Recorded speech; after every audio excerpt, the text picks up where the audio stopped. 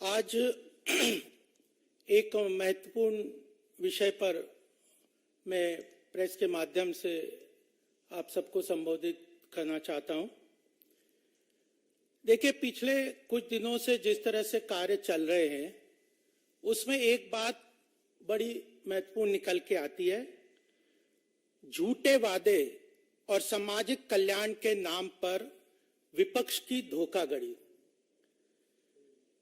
ये बड़ा ही महत्वपूर्ण विषय है और इसको गहराई से हमें समझना भी चाहिए कि झूठे वादे कर लो और सामाजिक कल्याण के नाम पर विपक्ष केवल जनता के साथ धोखाधड़ी का काम कर रहा है। अगर आप इसमें एक चीज देखेंगे तो आम आदमी पार्टी के नेता एक के बाद एक अपने कुकर्मों के लिए बेनकाब हो रहे हैं, चाहे वह शराबखोरी हो, मोहल्ला क्लिनिक हो या मनी लॉन्ड्रिंग का केस।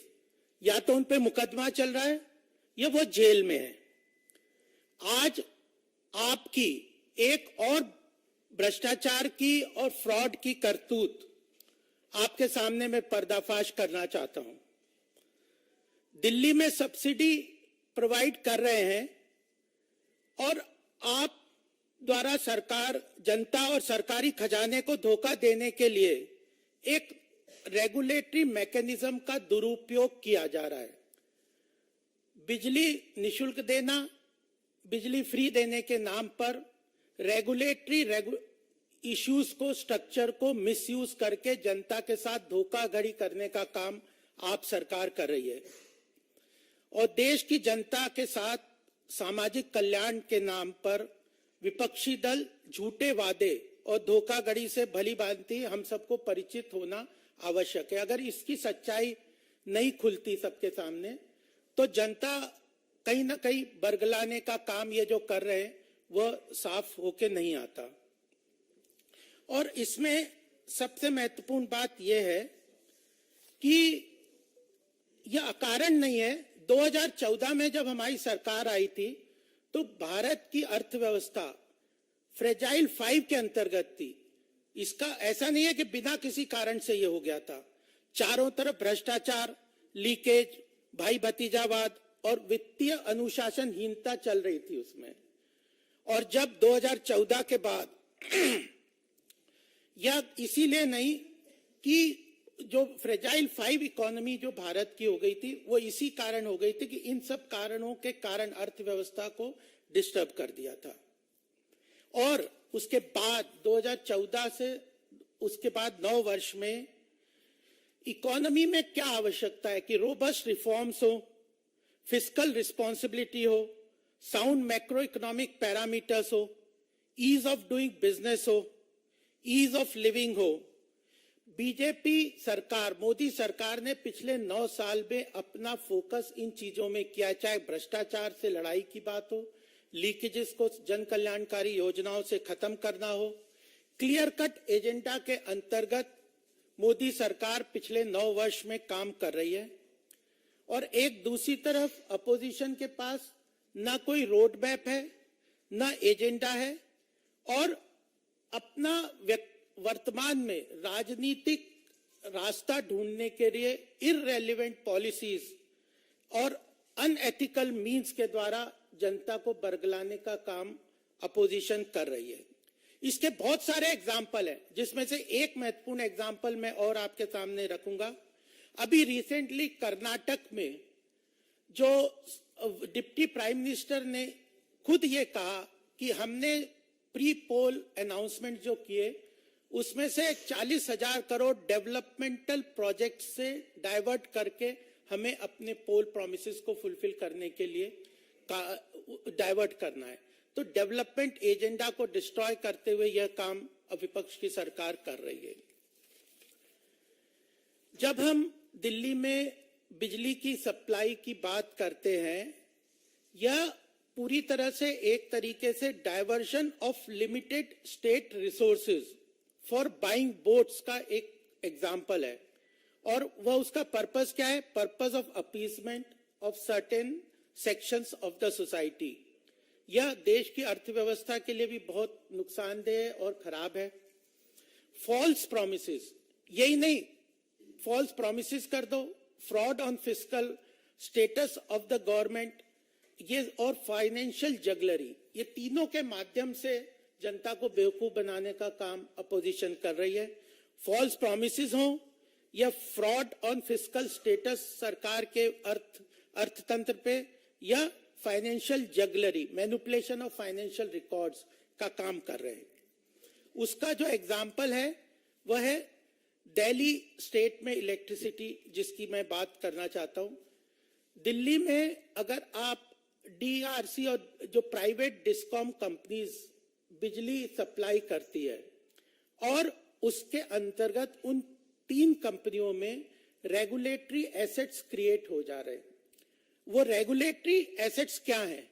वो रेगुलेटरी एसेट्स हैं, सरकार जो कंपनियां डिस्कॉम्स हैं, बिजली को डिस्ट्रीब्यूट करने की जो कंपनीज हैं, वह जनता को एक प्री फिक्स रेट पे बिजली सप्लाई करती है, लेकिन अगर उसकी कॉस्ट उस रेट से ज्यादा है तो जो डिफरेंस है वह रिकवरेबल अमाउंट के अंतर्गत उनकी बैलेंस शीट में खड़ा हो जाता है। अगर वह सरकार उस डिफरेंस अमाउंट को उन बिजली की कंपनी को देती है तो सब्सिडी के माध्यम से वह रिकवरी होती है। अगर वो नहीं देती तो वह जो डिफरेंस है, जो बिजली की कंपनी को एक अमाउंट के अनुसार जो उनकी कॉस्ट है और रिकवरी के अंदर जो डिफरेंस है, उस डिफरेंस अनरिकवरेबल अमाउंट को ना सरकार ने उनको दिया, ना जनता से अगर उन्होंने लिया, तो वह रेगुलेटरी एसेट्स के नाम से उनकी बैलेंस शीट में खड़ा हो जाता है। और यह रेगुलेटरी एसेट्स कुछ नहीं है बल्कि अनरिकवरेबल अमाउंट है, जो प्राइवेट कंपनी की बैलेंस शीट्स में लिखा जाता है। और या ऐसा नहीं है कि छोटा मोटा अमाउंट है। अगर हम 3 रेगुलेटरी कंपनीज को देखें, बीएसईएस राजधानी, बीएसईएस यमुना पावर और टाटा पावर कंपनी, इन तीनों कंपनियों के बैलेंस शीट्स को जब हमने अध्ययन किया तो पिछले कई वर्षों से, खासकर 2014 से जब दिल्ली में आप गवर्नमेंट आई है, अंडर रिकवरी अमाउंट, एक तरफ तो वो कह रहे हैं कि जनता को हम निःशुल्क फ्री बिजली दे रहे हैं, कम कॉस्ट पे दे रहे हैं, और उन कंपनियों को वह पैसा नहीं दे रहे, तो वह अंडर रिकवर्ड अमाउंट जो है उनकी बैलेंस शीट्स में अनरेगुलेटरी एसेट्स के नाम से खड़ा हो जा रहा है। और एक तरीके से वह जो अमाउंट है वो कंपनियां फ्यूचर में पब्लिक से रिकवर करेगी। रेगुलेटरी एसेट्स एक तरीके से रिकवरेबल अमाउंट के रूप में उन प्राइवेट बैलेंस शीट्स के अंतर्गत उनकी बैलेंस शीट में खड़ा हो रहा है, जो कि ना सरकार उन्हें दे रही है, ना जनता से वो ले रहे हैं, और अल्टीमेटली वह लायबिलिटी को फ्यूचर जनरेशंस में, आने वाले समय में वह क्रिएट करें कि आने वाले समय में जनता से ये रिकवर करेंगे। और यह छोटा मोटा अमाउंट नहीं है। तीनों कंपनी के अंदर हम देखें तो बीएसईएस राजधानी के अंदर रेगुलेटरी एसेट जो 2021-22 में है, वह खड़ा हुआ है 8,191 करोड़, 8,191 करोड़ इन 2021-22। बीएसईएस राजधानी के अकाउंट में ये अंडर रिकवरेबल, जो कि फ्यूचर जनरेशन से पब्लिक से रिकवर करते हुए यह का अमाउंट खड़ा हुआ है। बीएसईएस यमुना पावर में यही अमाउंट जो है 5,362 करोड़ है, और Tata power distribution limited company में यह अमाउंट 5,021 करोड़, यानी तीनों अमाउंट मिला के अंडर रिकवर्ड अमाउंट जो इन तीनों कंपनी में 18,578 करोड़ है, जो फ्यूचर में ये कंपनियां रिकवर करेगी पब्लिक से। और यही नहीं, केवल इस पे जो रेगुलेटरी सिस्टम है उसके अंदर 8% का इंटरेस्ट इनको पेबल है, और 8% अगर 18,000 करोड़ 18,578 करोड़ पे लगे, मिनिमम है 8%। वो कंपनियां तो और डिमांड कर रही हैं, लेकिन 8% उनको रेगुलेटरी सिस्टम के अनुसार उन्हें इंटरेस्ट देना होता है, तो वह 86 करोड़ बनता है, लगभग 1500 करोड़ एनुअल इंटरेस्ट बनता है, यानी 18,578 करोड़ तो रिकवरेबल अमाउंट 2021-22 में, क्योंकि 22-23 की अभी बैलेंस शीट नहीं बनी थी तो वो फिगर मेरे पास नहीं है, और 1500 करोड़ का इंटरेस्ट हर साल इन कंपनीज को, जनता को देना पड़ेगा, प्लस जो अंडर रिकवरी है, क्योंकि हर साल अगर एवरेज में लगभग 3500 करोड़ की अंडर रिकवरी दिल्ली में चल रही है, तो 5000 करोड़ का लगभग अप्रोक्सीमेटली हर साल एडिशनल बर्डन के नाम पे भ्रष्टाचार, फ्रॉड है दिल्ली की जनता में। फ्री बिजली के नाम से वो कहने का बात कर रहे हैं, ना वो दिल्ली गवर्नमेंट उसको पे कर रही है, ना वो ले रहे हैं, और फ्यूचर जनरेशन से वो लेंगे। तो 5000 करोड़ का एडिशनल बर्डन दिल्ली की जनता को फ्यूचर के में बिजली के नाम से देना पड़ेगा, in addition to approximately 18,500 crore. और यह अल्टीमेटली जो बेसिकली बात कहने की बात है कि यह तब है, ये क्या कह रही है, दिल्ली गवर्नमेंट का स्टेटमेंट है इटर, और वह कहते हैं कि आप government claims that the power distribution companies, वो कहते हैं कि हम फ्री पावर दे रहे हैं, बट एक्चुअली में it is utterly dishonest of the AAP government to claim that they are providing electricity to some sections of the society free and at a lower cost. They are creating regulatory assets, and these regulatory assets are ballooning over the years, and it has accumulated to this amount, 1500 crores annual interest burden, plus जो yearly जो under recovery है वो 3500 करोड़ के हिसाब से लगभग 5000 करोड़ का additional burden future generations को होगा। और इसके साथ ही मैं ये भी कहना चाहता हूं कि ओवर द 5 इयर्स जन कल्याणकारी योजनाओं में मोदी सरकार ने जिस तरह से डायरेक्ट बेनिफिट ट्रांसफर के अंतर्गत लीकेजेस को खत्म किया है, करप्शन को खत्म किया है, तो वो बेटर मैकेनिज्म है जन कल्याणकारी योजनाओं को जनता को देने का। और उसमें Delhi government is not doing that. यह जो पैसा जो भी वो देते हैं, जितना भी अमाउंट सब्सिडी का लगभग 3200 करोड़ दे रहे हैं, ये जो मैंने अमाउंट बताया उसके ऊपर के सारे अमाउंट है। 3200 करोड़ जो देते वो डायरेक्ट बेनिफिट ट्रांसफर के थ्रू ना दे के कंपनियों को दे रहे हैं, तो वो भी कॉर्पोरेट सेक्टर को यह सब्सिडी दे रहे हैं, यह भी एक बात है। और 2018 में दिल्ली के एलजी ने कहा था कि इस सारी स्ट्रक्चर को, चाहे रेगुलेटरी एसेट्स को क्रिएट करने की बात हो, चाहे अंडर रिकवरी की बात हो, या डायरेक्ट बेनिफिट के अंतर्गत ना ट्रांसफर करके कॉर्पोरेट सेक्टर को ये लोन देने की बात हो, इसका सीएजी के माध्यम से ऑडिट करवाना चाहिए। लेकिन 2018 से दिल्ली गवर्नमेंट, आप गवर्नमेंट इस चीज के लिए एग्री नहीं कर रही, और वह सीएजी ऑडिट के लिए इन कंपनीज के ऊपर इसको अंतर्गत लागू नहीं कर रही। तो डायरेक्ट बेनिफिट ट्रांसफर नहीं कर रहे, जो सीएजी का ऑडिट नहीं करवा रहे, कॉर्पोरेट सेक्टर को सीधे पैसा ट्रांसफर कर रहे हैं, अंडर रिकवरी कर रहे हैं, और इंटरेस्ट बर्डन, और जो कंपनीज को पूरा पैसा जो डिस्काउंट के रूप में वो कहते हैं कि सस्ती बिजली और वो हम दे रहे हैं, वो पैसा भी पूरा नहीं दे रहे हैं, और ये एक्यूमुलेटेड होते जा रहा है, फ्यूचर जनरेशंस को इसको देना पड़ेगा। और मैं यह भी बात कहना चाहता हूं कि अल्टीमेटली इकोनॉमी में कोई फ्री लंच होता नहीं है। अगर आप जन कल्याणकारी योजनाओं में प्रॉपरली बजट कर रहे हैं, सरकार अगर कोई जन कल्याणकारी योजना अनाउंस करती है तो उसको अपने बजट के प्रावधान के अंतर्गत उनको अगर पैसा देती है तब तो ठीक है, otherwise it is a fraud on the people, it is a manipulation and financial jugglery on the part of the government, those who do. और इसके एग्जाम्पल एक नहीं है, कई है। मैंने कर्नाटक का आपको बताया, पहले भी हमने देखा कि यूपीए सरकार ने ऑयल बॉन्ड्स के रूप में 1.25 लाख करोड़ का liability oil distribution marketing company को ना देके फ्यूचर जनरेशंस में उस लायबिलिटी को डाला। ऐसे ही एफसीआई को पब्लिक बोरोइंग करके 2 लाख करोड़ का जो उनका डेट था वो उन्होंने न बजट में प्रावधान किया, न खुद पे किया।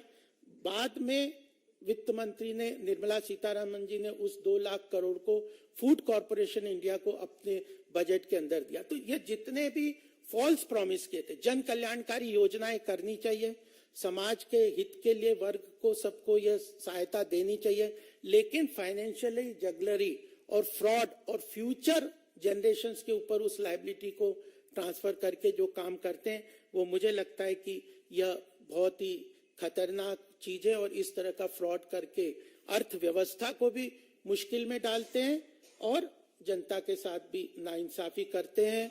और इसी कारण भारत की अर्थव्यवस्था 2014 में लगभग फ्रेजाइल 5 के अंतर्गत थी और पिछले 9 साल में जिस तरह से जन कल्याणकारी योजनाओं में भ्रष्टाचार खत्म करके, लीकेजेस को खत्म करके मोदी सरकार ने काम किया है, तो आज हमारी अर्थव्यवस्था विश्व की 5वीं सबसे बड़ी अर्थव्यवस्था बन गई है, तीसरी अर्थव्यवस्था के बनने पे रास्ता के तरफ आगे बढ़ रही है। तो इसका एक इकोसिस्टम है, ट्रांसपेरेंट, करप्शन फ्री एक इकोसिस्टम सरकार ने जन कल्याणकारी योजनाओं का क्रिएट किया, सेंट्रल गवर्नमेंट ने, उसी के अंदर काम करना चाहिए।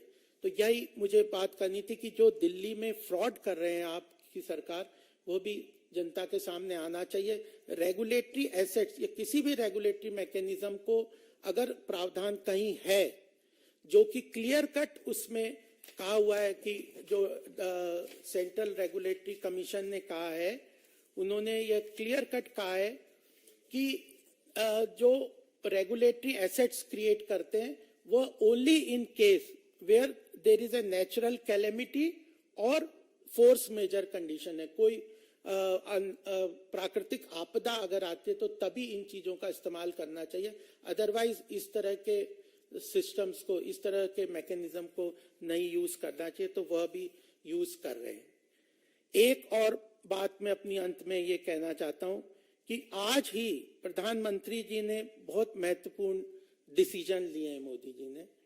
उसमें सबसे महत्वपूर्ण बात है कि महिलाओं के सशक्तिकरण के लिए सरकार ने बहुत सारे काम किए और एक रिपोर्ट आज आई है कि 1 in 5 board members eight India incorporation is now a women director.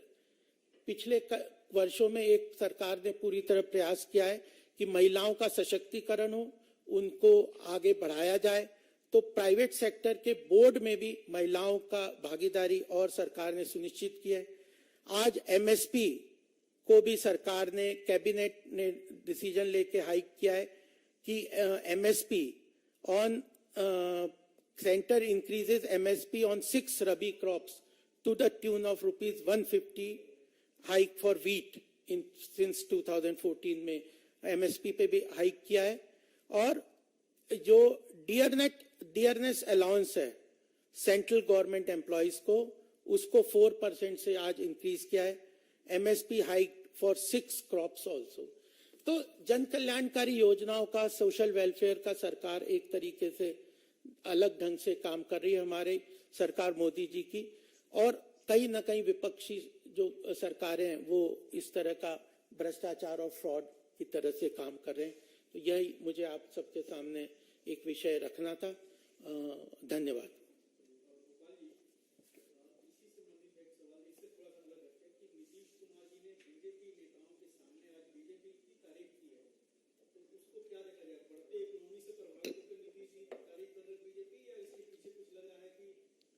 नहीं, देखिए, आज का विषय मैं यही बता रहा हूं कि जिस तरह से जो सरकारें हैं झूठे वादे और सामाजिक कल्याण के नाम पे जनता के साथ धोखाधड़ी कर रही है, उसी को उजागर करने का बात है। और इसके 1-2 एग्जाम्पल नहीं, कई सामने आते हैं। उसी पे हम लोग, अगर इस पे कोई बात है रेगुलेटरी एसेट्स या कोई जिस तरह का फ्रॉड कर रहे हैं, उस पे आप पूछ सकते हैं अगर किसी को कोई।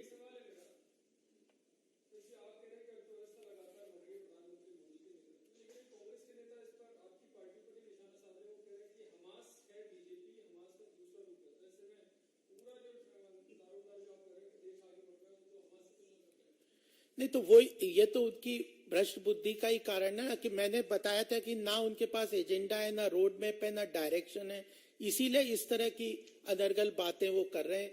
आर्थिक जिस तरह की प्रगति भारत ने पिछले 9 वर्ष में मोदी जी के सामने की है, फ्रेजाइल 5 से जो वर्ल्ड की टॉप 5th इकोनॉमी आज भारत है, और आने वाले समय में फास्टेस्ट ग्रोइंग इकोनॉमी के रूप में भारत की अर्थव्यवस्था आगे बढ़ रही है। तो ये अपने आप में फॉरेन एक्सचेंज रिजर्व्स को देख लीजिए, जो कि इंटरनेशनल लेवल पे ट्रेड जिस तरह बढ़ रहा है, ये सारी बातें ये महत्वपूर्ण है, जो कि केवल भारत की सरकार या जनता ही नहीं करी, इंटरनेशनल एजेंसीज भी इस बात को एक्सेप्ट कर रही है कि एफडीआई के रूप में जिस तरह भारत में इन्वेस्टमेंट आ रहा है, यह सब एक महत्वपूर्ण बात है।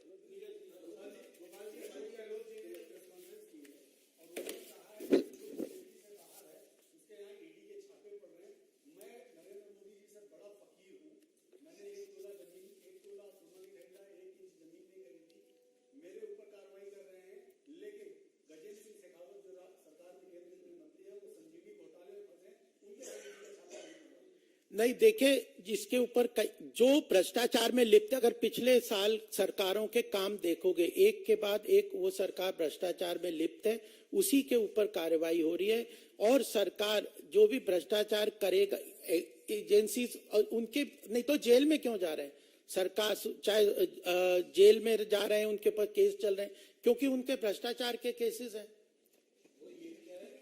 वो क्या कह रहे हैं इससे महत्वपूर्ण बात नहीं है, बात यह है कि वो क्या कर रहे हैं। कहने की बात कुछ भी हो सकती है, लेकिन क्या कर रहे हैं वो मैंने आपको एग्जांपल्स दिए हैं। अच्छा, तो फिर तो छोड़ दे, उनको किसने रोका हुआ? सचिन पायलट ने।